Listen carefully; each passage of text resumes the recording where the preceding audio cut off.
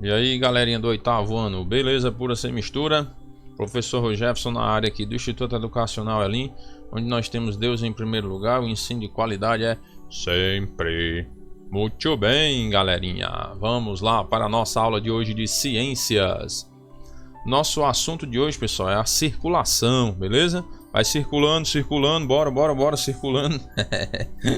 Lembra aí? E geralmente é a polícia que diz isso, né? Chega e bora, mano, circulando, vai. Vamos pra casa, na hora do toque de recolher, né? Tem uns lugares aí que tem um toque de recolher, né? É isso aí. Pessoal, é o seguinte, nossa aula de hoje bem legal, falando sobre a circulação, né, do sangue e tudo mais, o sistema sanguíneo aí, pra gente aprender mais coisas, né? Aprender mais informações aí sobre o corpo humano. Muito bem.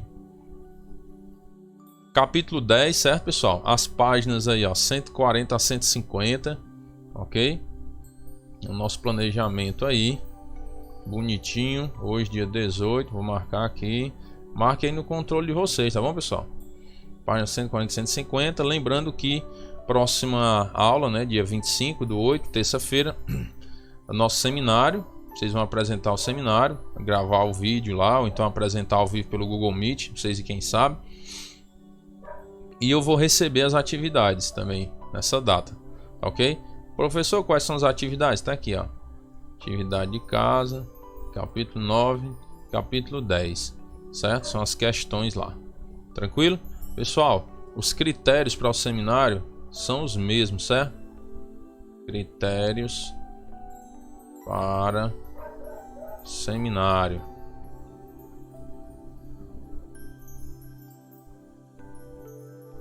São os mesmos, ó. Você tem que ter um tempo de 2 minutos, no mínimo.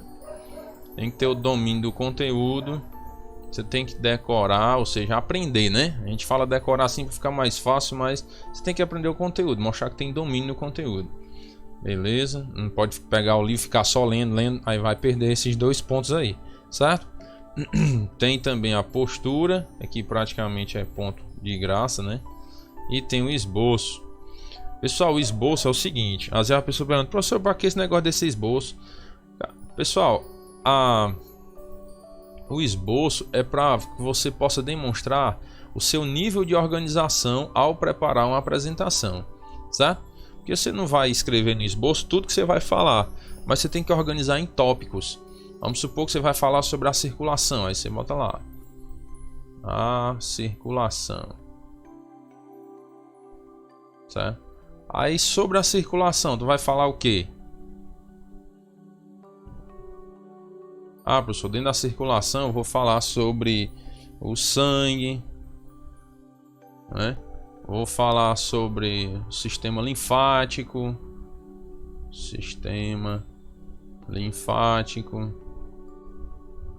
Vou falar sobre as doenças do sistema linfático e por aí vai. Tô só dando exemplo. Se organizar o seu esboço de acordo com o que você vai falar, entendeu?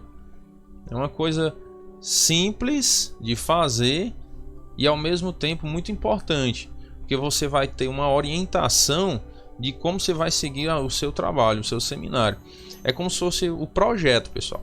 O esboço é o projeto do teu seminário, entendeu? Como é que você vai projetar a sua apresentação? Pelo esboço. Então é muito importante o esboço. E por que eu sempre cobro esse tópico? Que é para ir te estimulando e te despertando a ser uma pessoa organizada quando vai apresentar alguma coisa. Você tem que projetar antes. Beleza, eu vou falar no seminário lá, capítulo 9 e 10. Vai estar assim, ó, por exemplo. Ah, professor, meu esboço é assim, capítulo 9 e capítulo 10. E aí, tá organizado isso aqui? Tu acha que tá organizado? Eu acho que não, né? Então assim, é bom que você comece a trabalhar mais isso, fazer um esboço mais trabalhado, mais elaborado. Tá, vou falar do capítulo 9, beleza. Dentro do capítulo 9 vou falar sobre o que? Aí tu vai colocar os tópicos, certo? Dentro do teu tópico aqui, vamos supor, o capítulo 9 fala sobre o sistema digestivo, né? Aí ó, capítulo 9, o sistema digestório. certo? Aí dentro do sistema digestório tu vai falar sobre o quê?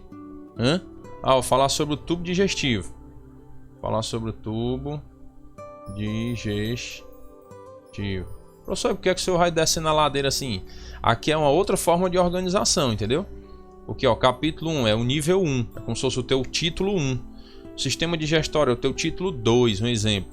Tubo digestivo é o título 3, um exemplo, estou dando um exemplo. Mas você pode colocar tudo a nível de título 2, sistema digestório, tubo digestivo.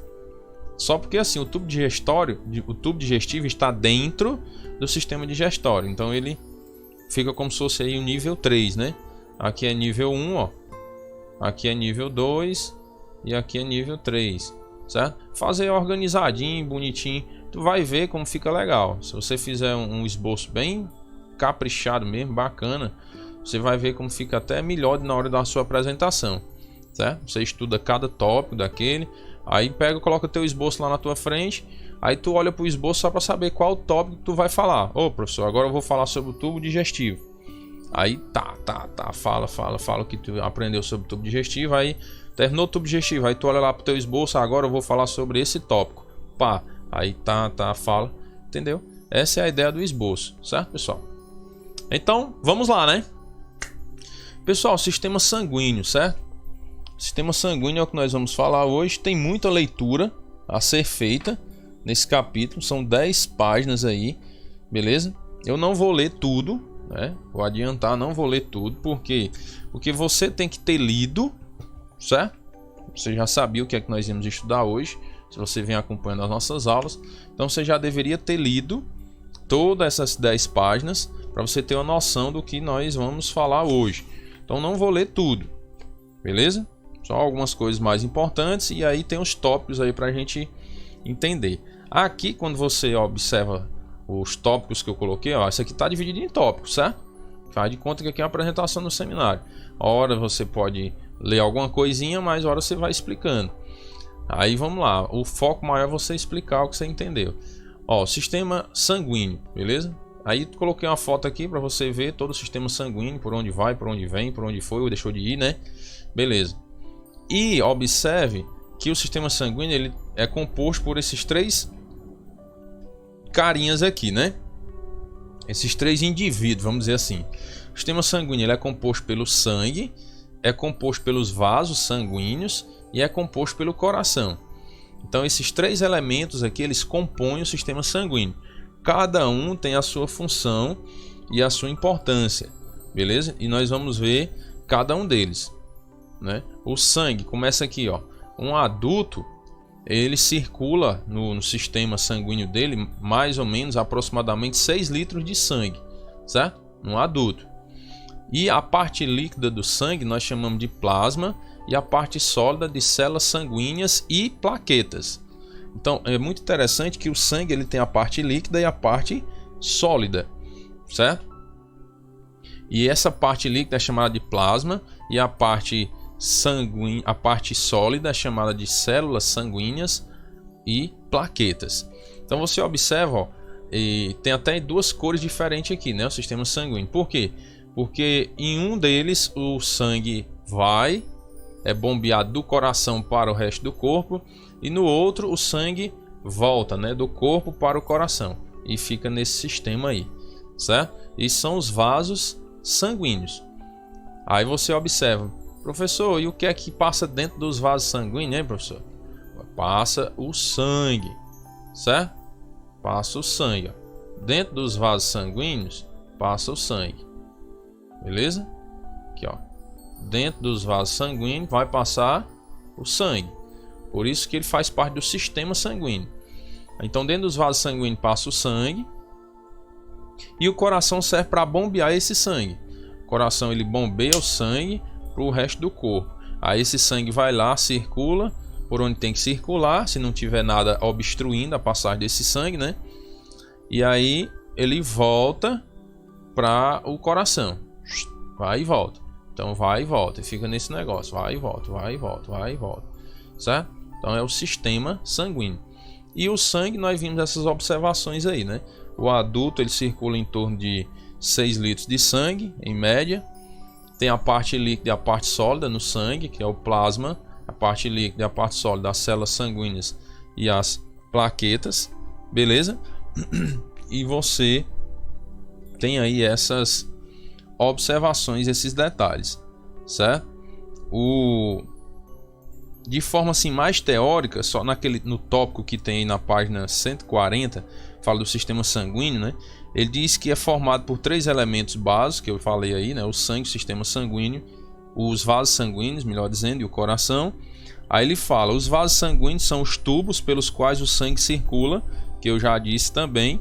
O coração é o órgão que mantém o sangue circulando, ele funciona como uma bomba, ele até usa a expressão bomba d'água, né? Que ele bombeia o sangue, certo? E o movimento do sangue pelo corpo através dos vasos sanguíneos é chamado de corrente sanguínea, certo? E aí a gente vai aprender mais sobre isso. Sobre o sangue eu já falei aí sobre o plasma, beleza? Que é a parte líquida, e é muito interessante que o plasma ele tem 90% é água. 90% do plasma é água. É bem legal isso aí, certo? E só uma observação interessante aí, pessoal, é que a maior parte das células sanguíneas e das plaquetas é produzida na medula óssea vermelha, que é um tecido gelatinoso localizado no interior dos ossos. Então preste atenção como é legal, né? Às vezes, não, preservar os ossos para quê? Comer cálcio para quê? Esse negócio, né? Olha aí a importância. A maior parte das células sanguíneas e das plaquetas é produzida na medula óssea vermelha, que é um tecido gelatinoso localizado no interior dos ossos. Então você tem que cuidar bem do seu corpo por inteiro, certo? É a máquina que te mantém vivo, vamos dizer assim. Eu não estou falando da esfera espiritual, né? Quem nos mantém vivo é Deus, na verdade, certo? Mas na esfera física que eu estou falando, material, você tem que cuidar do seu corpo para se manter vivo, beleza? E cuidar de todas as partes. Nós temos observado isso ao longo dessas aulas, né? Falando sobre o corpo humano e tudo mais. Então muito cuidado com isso. Tem uma perguntinha legal aí, que eu gosto desses quadrinhos, vamos pensar, né? Diz assim, quantos litros de sangue há numa pessoa normal e quantos podem ser perdidos sem riscos? Isso é uma observação interessante, né? Então nós vimos aí que o que circula no ser humano adulto é em torno de 6 litros, né? Um ser humano adulto. Então fica nessa, mais ou menos, então fica nessa faixa, entre 5 e 6 litros. Um ser humano normal, essa média. E nós podemos perder 2 litros de sangue sem risco de morte. 2 litros. Mais do que isso é perigoso. Mas até 2 litros é tranquilo. Não tem risco. Certo? É por isso que nas doações, né, de sangue, você doa ali quase meio litro de sangue. Vamos supor. É nessa base aí, 450 ml a meio litro. Beleza? Então é nessa faixa aí. Ok? Muito bem, muito bem, muito bem. Vamos para o próximo slide aqui, ó. Falando sobre a questão do sangue, né? As divisões do sangue. Bem legal, eu gostei desse slide que ele ficou bem divididozinho, né? Essa parte de cima aqui, pessoal, está se referindo ao plasma, né? Ao plasma. Essa parte do meio aqui, ó, tá vendo essa partezinha do meio aqui, ó? Se refere aos glóbulos brancos, ó, que pode ser chamado de leucócito, né? E as plaquetas também. Então tá nessa partezinha aqui. E essa parte vermelha é chamada de glóbulos vermelhos ou eritrócitos. Beleza? Achei bem legal essa imagem aí. Aí, ó, informação bem interessante, ó. Do plasma, 90% do plasma é composto por água. Certo? Bem interessante.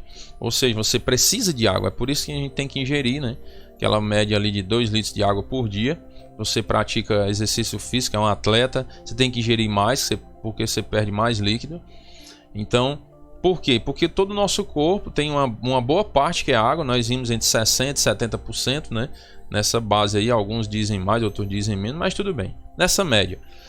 E algumas estruturas nossas, ó, um grande percentual é de água. Olha aí o plasma do sangue. O plasma ele representa, ó, 55% do nosso sangue, certo?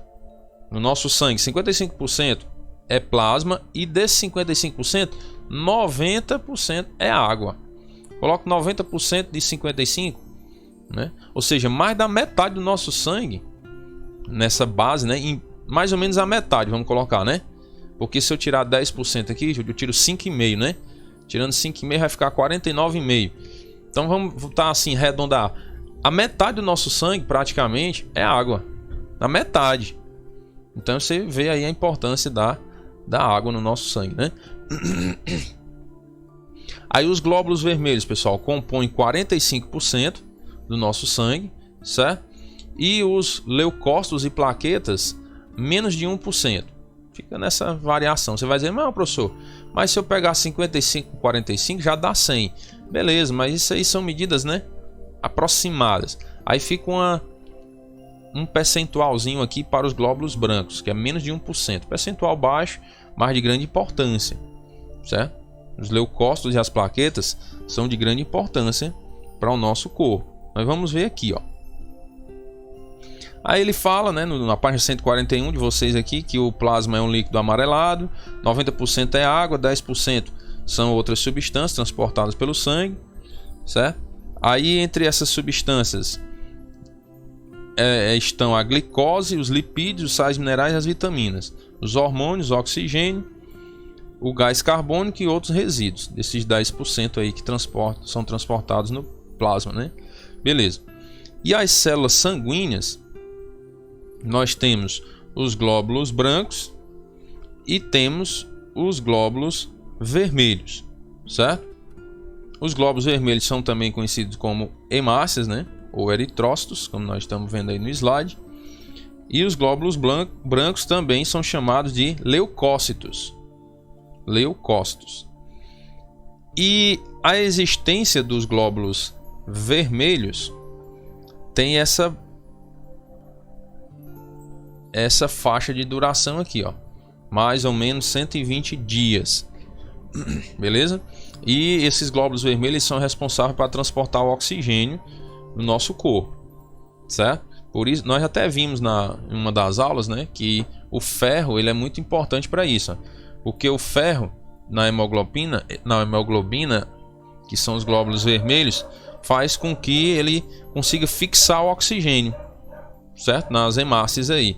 E aí as hemácias conseguem transportar o oxigênio para as células. E aí recolhe os gás carbônicos durante a respiração, certo?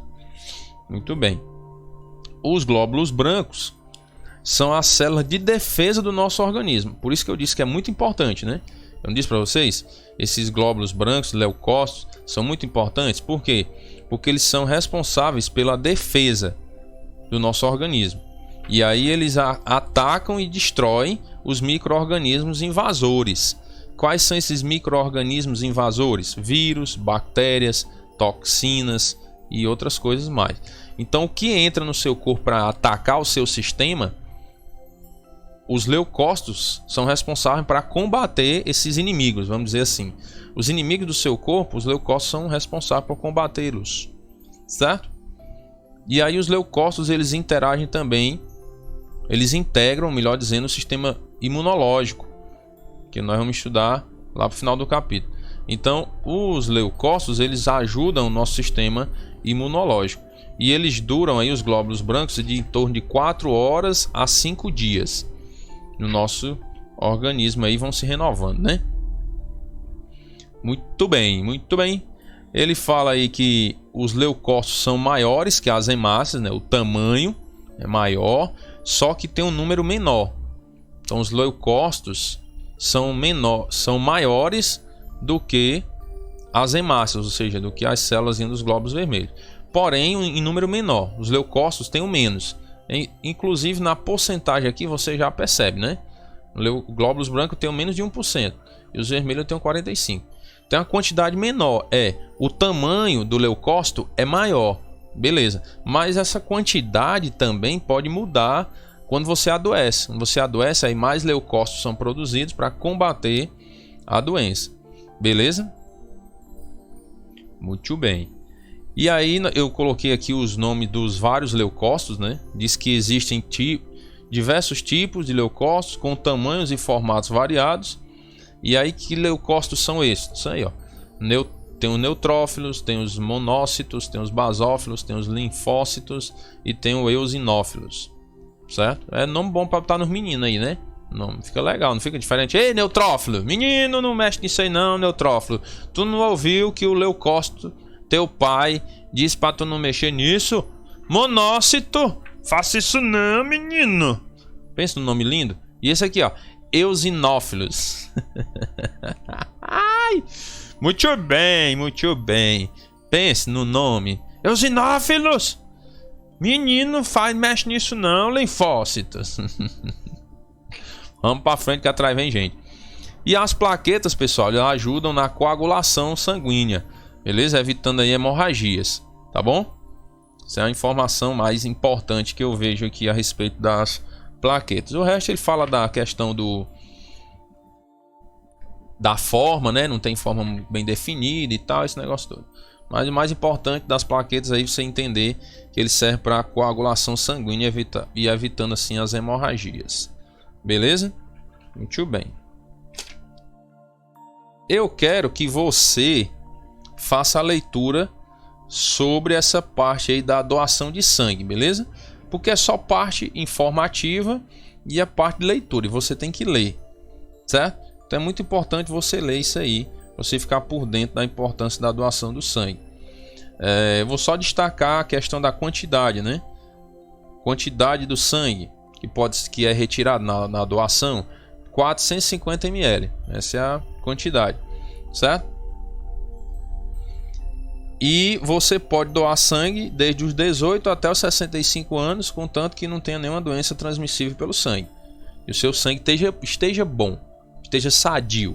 Vou usar essa linguagem. Se o seu sangue estiver sadio, e você tiver entre 18 e 65 anos, mais de 50 kg de peso, aí você pode doar o sangue normalmente. Tranquilo? Muito bem. Uma informação interessante está aí no microscópio da página 142. Ó. Frutas, legumes e verduras são alimentos que possuem nutrientes que ajudam a fortalecer as paredes dos vasos sanguíneos. Então você tem que se alimentar com fruta, legume e verdura. Ah, professor, não gosto não. Bem, vai ficar a seu critério se vai querer enfrentar doenças no futuro por isso. Por caprichos, né? Porque se você sabe que algo é bom, por que não ter uma participação naquilo? Você não sabe que é bom? Frutas, legumes e verdura não é bom? Não faz bem para a sua saúde? Faz. Então por que você vai fugir disso? Para enfrentar problemas lá na frente? Às vezes se tornam irreversíveis. Então o que é que eu aconselho? Coma pelo menos pouco, até ir se acostumando. Ah, professor, não gosto de alface não. Coma um pedacinho pequeno. Gosto de cebola não, pois coma só um pedacinho, coloca no meio da comida ali, mamãe ou papai, né? Não sei quem faz sua comida aí, ou você mesmo que faz. Você corta ali um pedacinho pequeno e coloca aos poucos, entendeu? Não precisa você colocar uma cebola inteira na hora do almoço, não. Vai aos poucos, se acostumando. Aí o teu cérebro vai se acostumando com aquele paladar, daqui a pouco tu tá amando cebola, como até assada, entendeu? É questão de costume, pessoal. E a gente parar com tanto mimimi, né? Se é bom, faz bem para a saúde, faz. Então, aproveita, cara. Aproveita, entendeu? Enquanto tem. Pessoal, a parte dos vasos sanguíneos. Bem interessante também e muito importante você entender a ideia dos vasos sanguíneos, certo?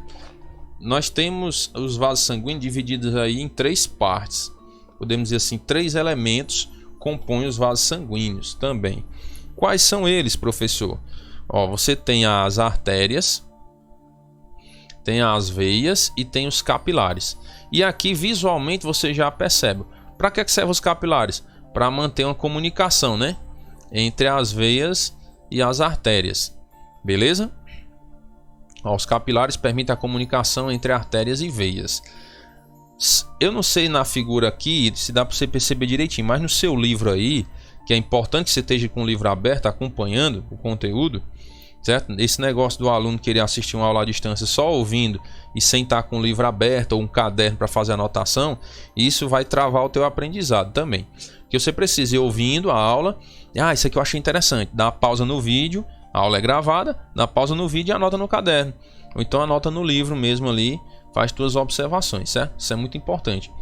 Então, se você observar aí no livro, você vai ver que a artéria, ela tem uma espessura maior. As paredes da artéria aqui, ó. Certo? Essa distânciazinha aqui é maior do que essa aqui, ó. Do que a da veia. Tá percebendo a diferença? Não sei se dá para você visualizar bem aí. Mas você percebe que a espessura da parede da artéria é mais grossa.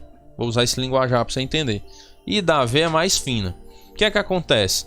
A artéria serve para levar o sangue do coração para o corpo, para o restante do corpo.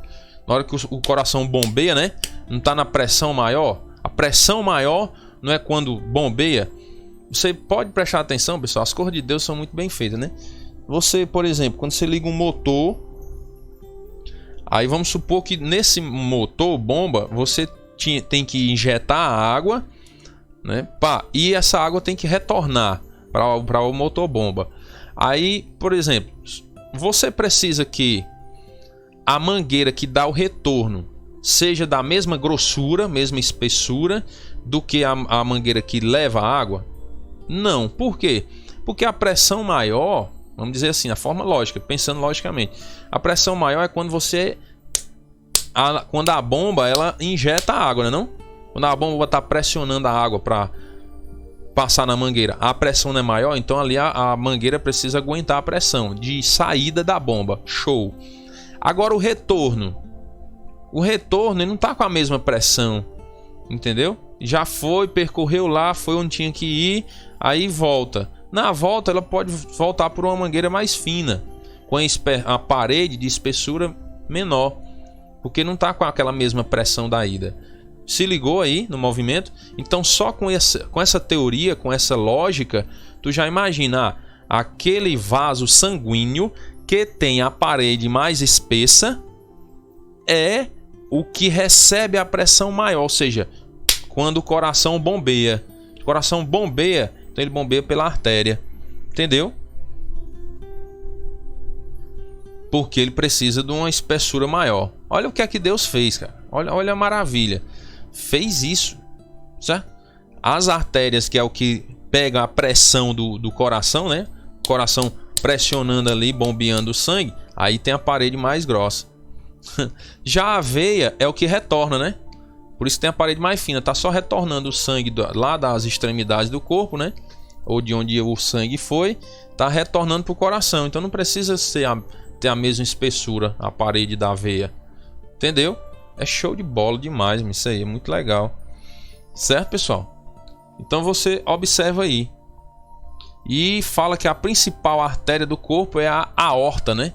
A principal artéria é a aorta. Porque é aquela que vai dar aquela pressão maior mesmo, né? Entenderam? É onde inicia.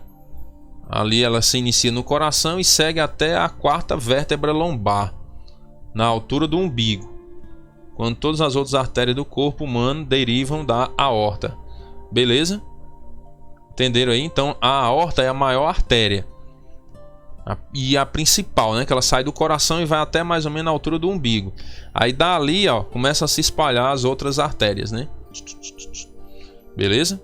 Você consegue ver na imagem aí da página 142, né? Tem aí bem direitinho mostrando. Show de bola. E as veias é o que retorna, né? São os vasos sanguíneos que transportam o sangue dos tecidos de nosso corpo para o coração. Certo? Aí diz que ela tem 3 camadas, né? Formado por 3 camadas. Mas suas paredes são mais finas do que a das artérias.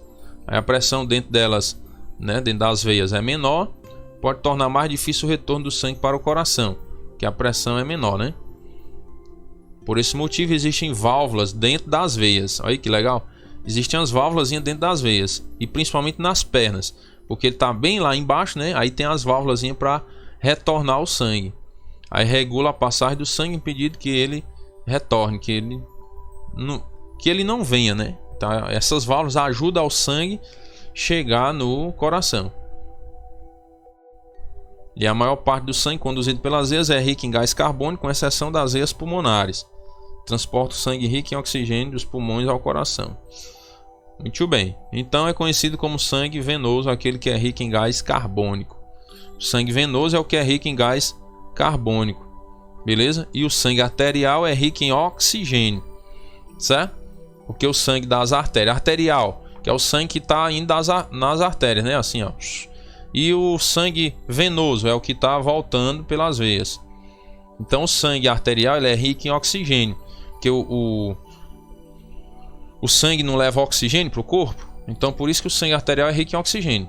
E o sangue venoso ele é rico em gás carbônico. Por quê? Porque ele está voltando já, né? Ele está voltando, já está fazendo o caminho de volta. Então ele vai, leva oxigênio e traz gás carbônico. Beleza?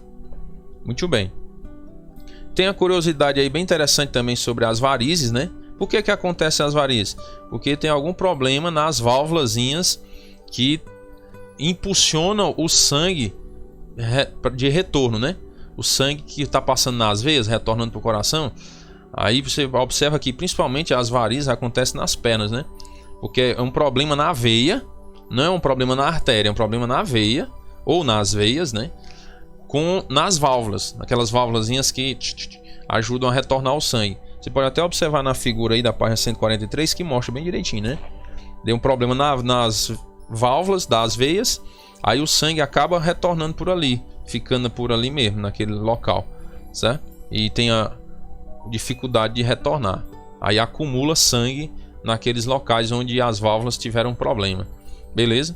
E aí você pode tratar essas varizes como exercícios físicos e pode ser por uso de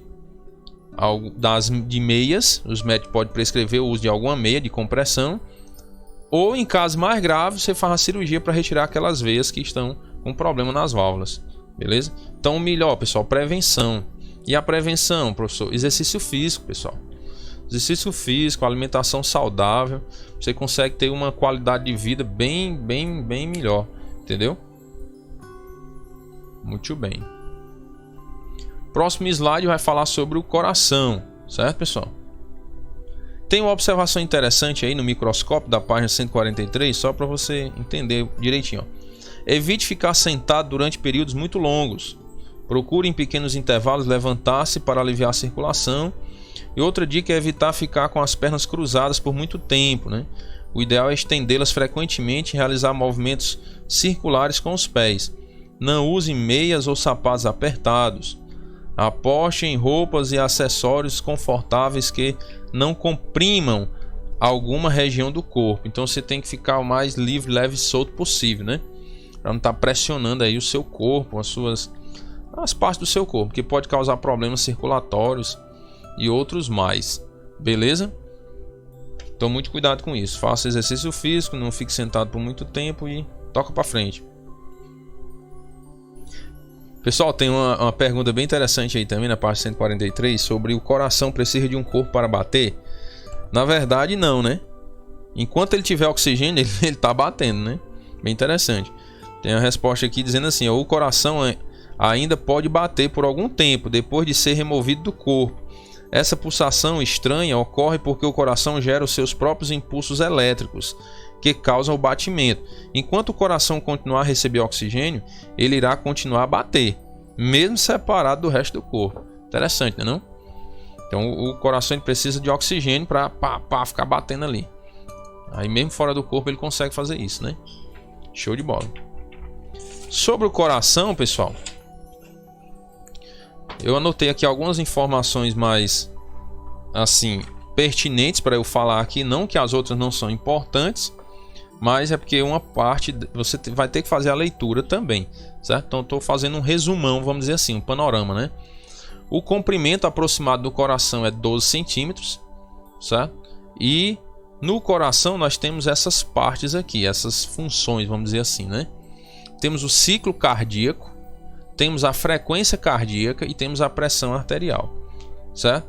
O ciclo cardíaco, o funcionamento do coração é baseado em contrações e relaxamentos. Então é esse ciclo, né, de contrair e tudo mais, formando o ciclo cardíaco. Contrai, relaxa, é o ciclo cardíaco, beleza? E eles basicamente acontecem ao mesmo tempo.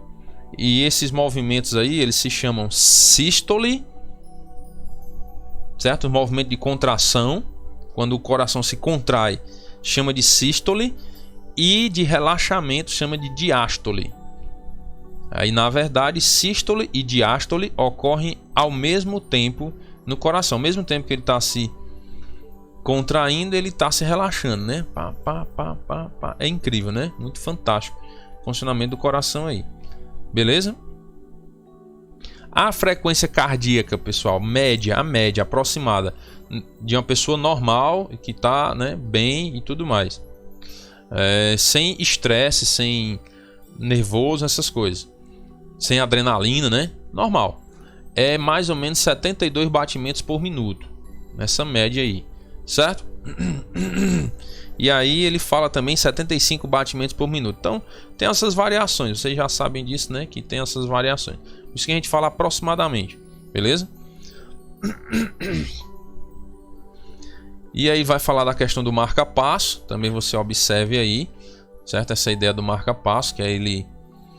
O nosso coração ele tem, né, esses impulsos elétricos aí para marcar a frequência, né? Certo, a hora certa que ele vai ter que realizar o ciclo cardíaco, né? Para ter essa frequência cardíaca normal, beleza? Quando a pessoa tem problema nesse marca-passo natural, aí ele tem que colocar aquele marca-passo artificial, que algumas pessoas colocam dentro do próprio corpo, né? Ali pertinho no coração para ficar dando aqueles impulsos elétricos e causando e marcando o passo para acontecer o ciclo cardíaco e assim marcar a frequência cardíaca normal, beleza? E a pressão arterial, pessoal, normal é 120 por 80. Isso é milímetros de mercúrio, né, que eles chamam. Lembrando que na nossa linguagem convencional nós falamos 12 por 8, né? Ah, tá, a minha pressão tá normal, tá 12 por 8. Porque é 120 por 80. Então fica uma linguagem mais convencional, assim, no dia a dia, a gente usar a pressão 12 por 8 do que usar a pressão 120 por 80. Aí geralmente a gente se convencionou usar 12 por 8. Até porque se você for para matemática, né, fazer simplificações, essas coisas, mas nós não vamos entrar nesse assunto. Hoje não é aula de matemática, né? Então você tem que pegar essa ideia, que pressão arterial normal 120 por 80 milímetros de mercúrio, que pode ser dita como 12 por 8. Beleza? Show de bola. Aí tem um vamos pensar aí, que eu gosto desses quadrinhos, que ele diz assim, ó, pergunta, né? Existe relação entre hipertensão e infartos? Sim. Hipertensão, que é a pressão alta, né? E infartos, existe. O horário de maior incidência de ataques cardíacos, pessoal, é das 6 da manhã até o meio-dia. Porque quando a pessoa desperta ali, que vai começar suas atividades, a pressão arterial, né, aumenta, certo? Isso é muito comum acontecer nesses horários aí. Aí, para pessoas hipertensas, esse aumento da pressão pode provocar os infartos fatais. E entre 40% e 60% dos pacientes que sofrem infarto, eles têm hipertensão. Entendeu? 40% e 60% das pessoas infartadas têm hipertensão. Por isso você tem que cuidar da sua pressão arterial, certo? Cuidado com a ingestão exagerada, né, do sal e tudo mais, porque uma das coisas que pode causar aumentar a pressão arterial aí. Muito cuidado com isso. Beleza? Muito bem.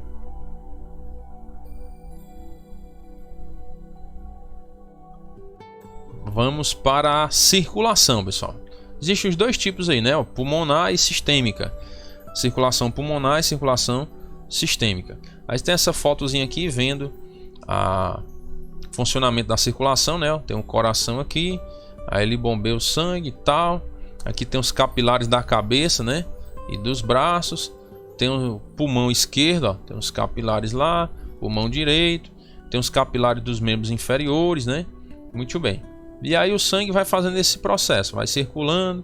Aí no capilar ele distribuiu ali o oxigênio e tal, né? Por onde tinha que distribuir. Aí tem o retorno para o coração. Você se lembre aí, ó, que o capilar ele vai interligar, né? As artérias às veias. Que as artérias é por onde o sangue está saindo do coração, vai até onde tem que ir. Aí no capilar ele faz esse processo de retorno, se unindo com as veias e retornando para o coração. Entenderam? porque tem que oxigenar, né? Nosso corpo ele tem que ser oxigenado. E como é que ele é oxigenado? Pelo movimento do sangue. O sangue, os glóbulos vermelhos, é quem leva o oxigênio para o nosso corpo, certo? Então o sangue e o oxigênio, né, é levado pelas artérias até onde tem que ir, chega lá nos capilares, aí ele fez o que tinha que fazer, como se chegasse assim, chegou ao final do curso do sangue levar o oxigênio. Lá nos capilares é onde tem esse fim de curso, vamos dizer, né? E aí ele retorna, ele pega e retorna aqui, ó. Você vê que até mudou de cor, né, ó?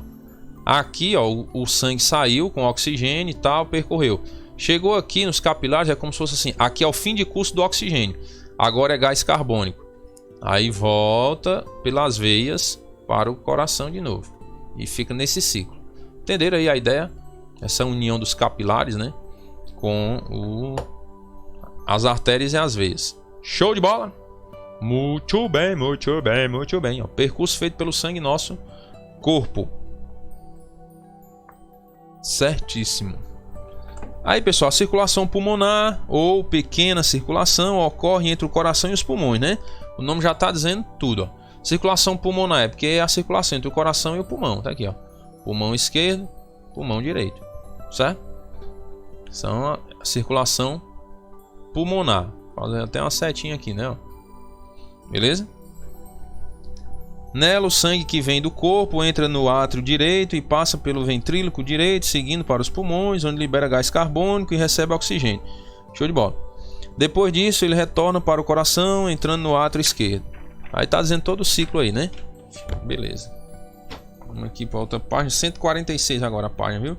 Durante sua vida, seu coração vai bombear aproximadamente 1,5 milhão de barris de sangue.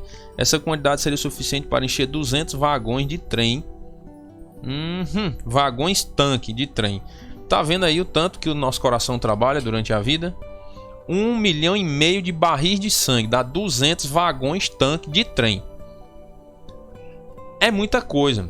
Muita coisa. O nosso coração trabalha muito. É por isso que a gente tem que fazer exercício físico para preparar o nosso coração, vamos dizer assim, para essa tarefa árdua que ele tem, beleza?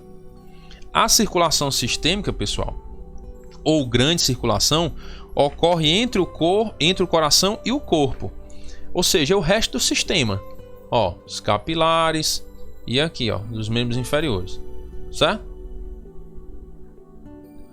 Circulação pulmonar é entre o coração e o pulmão. Circulação sistêmica é entre o coração e o resto do sistema, o resto do corpo, beleza? Entenderam, né? Circulação pulmonar, pulmão. Circulação sistêmica é o resto do sistema do corpo, certo? O resto do sistema sanguíneo aí. Muito bem. O sangue que veio dos pulmões passa do átrio esquerdo para o ventrículo esquerdo, depois segue para o cérebro e o resto do corpo. Nessa circulação, você observa aí uma coisa interessante, né? Que ele vai para os pulmões, né? E aí vai voltando. O que ele está dizendo? O sangue que veio dos pulmões passa do átrio esquerdo para o ventríloco esquerdo, depois segue para o cérebro e o resto do corpo. Nessa circulação, o sangue perde oxigênio e recolhe o gás carbônico eliminado pelas células do corpo. Em seguida, o sangue retorna para o coração, entrando no átrio direito. Outros animais também possuem um sistema responsável pela circulação de líquido dentro do corpo. No entanto, algumas características diferenciam a circulação que ocorre em diferentes tipos de animais, pois elas podem ser fechada ou aberta, né, que ocorre apenas no interior dos vasos ou também fora deles. Pode ser simples, que quando o sangue passa apenas uma vez pelo coração, ou dupla, quando ele passa 2 vezes pelo coração. E pode ser completa também, né? Essa circulação aí pode ser completa, não ocorrendo mistura entre sangue com oxigênio e sangue sem oxigênio, ou incompleta, que é ocorrendo a mistura entre os dois tipos. Beleza? Muito bem.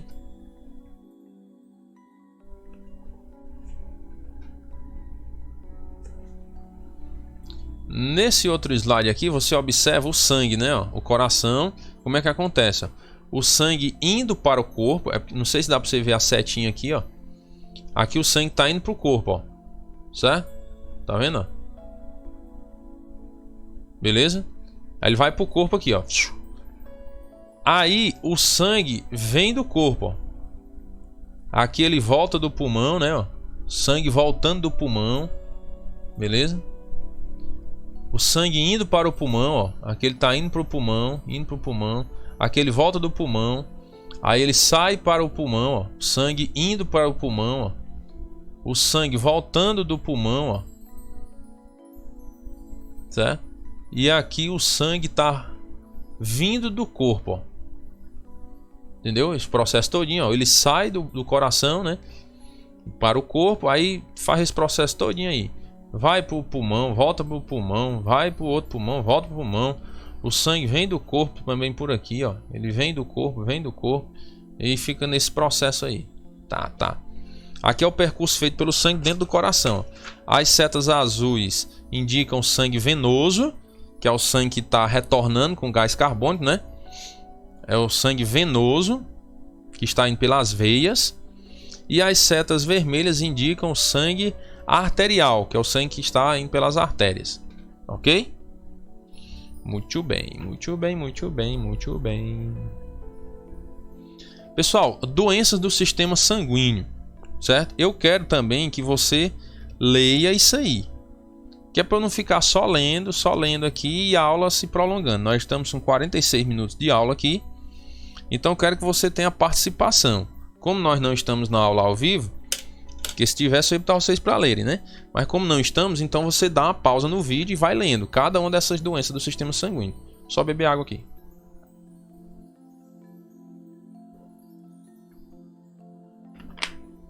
Certo? É a atividade de vocês. Por quê, pessoal? Porque isso daí é leitura. Leitura, não tem que ver muito não. Você vê que até não tem nem muita figura, não tem nem nada assim para você trabalhar em cima. Então é leitura, isso aqui é compreensão textual, certo? Você vai compreender o texto. O que é o AVC? Aí você vai ler lá. AVC, acidente vascular cerebral e tal, ou chamado de derrame, é uma complicação repentina que ocorre nos vasos sanguíneos do cérebro, entendeu? Esse problema pode ser um entupimento causado por coágulo de sangue, que é o AVC isquêmico, ou pelo rompimento de uma artéria, que é o AVC hemorrágico. Então você vê aí que tem dois tipos de AVC, né? Tem o isquêmico, que é quando entope, vamos dizer assim, os vasos sanguíneos, né? Ou pode ser o hemorrágico, que é quando estoura, vamos dizer assim, um vaso sanguíneo, quando se rompe. Entendeu? Então por isso que eu disse, é você ler.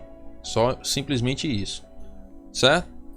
Aí tem a outra doença do sistema sanguíneo, que é o infarto do miocárdio, que é a mesma coisa do ataque cardíaco. Beleza? Assim como as artérias do cérebro podem entupir, causando AVC, as artérias do coração também podem entupir, provocando a isquemia e depois o infarto. O infarto do miocárdio é chamado de ataque cardíaco, é uma das principais causas de morte natural no mundo, que entope os vasos sanguíneos do coração, certo? As artérias ali do coração. Beleza? Então isso é o ataque cardíaco. E tem a hemofilia, que é caracterizada pela impossibilidade de controlar os sangramentos através de coagulação. Ou seja, as plaquetas estão com problema, né? E as plaquetas não ajudam na coagulação. Então pode acontecer essa hemofilia aí. Beleza? O hemofílico não possui as proteínas necessárias para realizar a coagulação do sangue, tá vendo? Por isso a vítima dessa doença corre o risco de morrer por hemorragia após qualquer corte, por menor que ele seja. Então tem que ter muito cuidado aí, certo? E aí eu quero que você faça a leitura de cada uma dessas doenças aí para você entender melhor. Estou só fazendo uma leitura bem rápida aqui para você entender cada uma delas. E a hipertensão é caracterizada pela elevação da pressão arterial, né? Vai elevar a pressão. O normal nós já vimos lá que é 120 por 80 milímetros de mercúrio, ou seja, 12 por 8, né?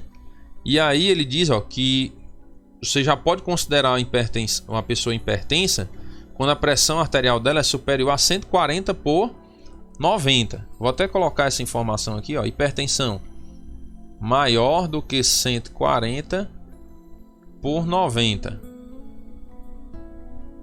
certo? Então, se a pressão for maior do que essa, já é considerado hipertenso, beleza? Aí você controla por uso de remédio. Você tem que evitar ingerir sal ou bebida alcoólica, beleza? E aí ter muito cuidado com isso. Muito bem. E nós vamos para o sistema linfático, certo? O sistema linfático ele é composto pela linfa, os vasos linfáticos e os linfonodos, certo? E tem as doenças do sistema linfático também, que é o linfedema, elefantíase, que é a filariose linfática, e tem a erisipela, certo? Erisipela. Beleza? Essas são as doenças do sistema linfático. E aí também é leitura, certo? Eu quero que você leia sobre o sistema linfático também. Ok?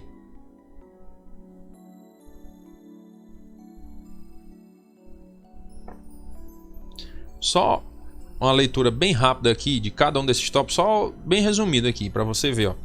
A função do sistema linfático é drenar os líquidos em excesso de nosso corpo. Então o sistema linfático ele serve qual a função básica? Drenar esses líquidos, certo? Beleza. O que é a linfa? A linfa é um líquido amarelado ou transparente, bastante semelhante ao plasma sanguíneo. Lembra do plasma? Deixa eu voltar lá só para você relembrar.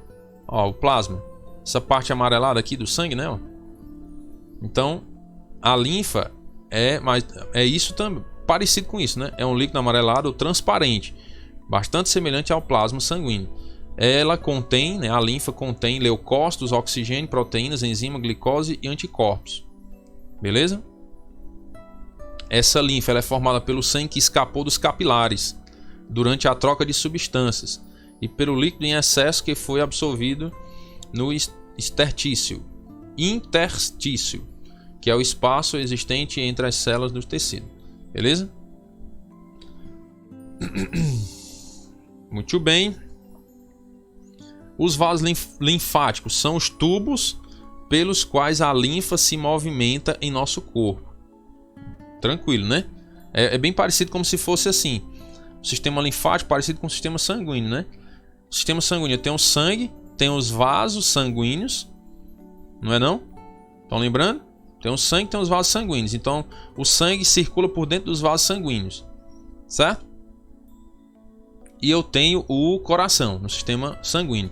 No sistema linfático eu tenho a linfa, que é esse líquido amarelado, que ele percorre por dentro dos vasos linfáticos.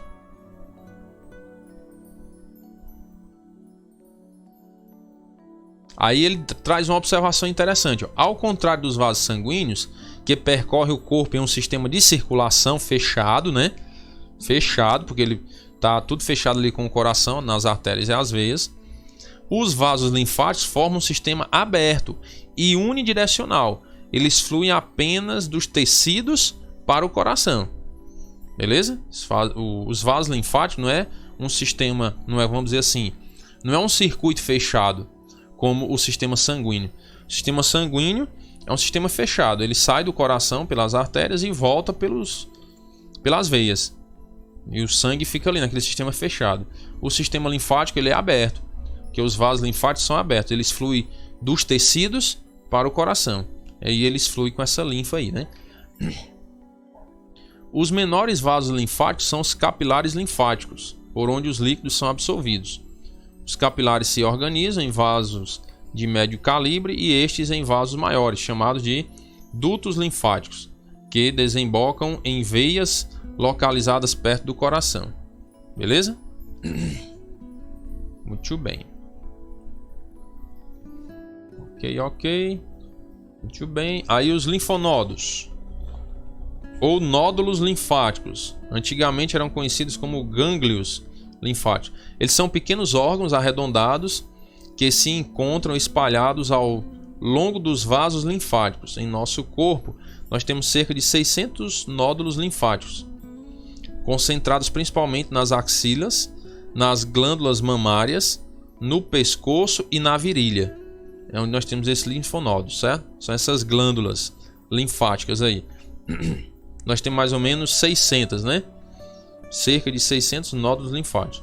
Os linfonodos são responsáveis por produzir e armazenar anticorpos, além de filtrar a linfa durante a circulação linfática. Desse modo, vírus, bactérias e outros corpos estranhos são destruídos, evitando infecções e doenças. Eles também abastecem o sangue com linfócitos.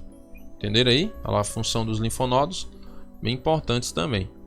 Beleza?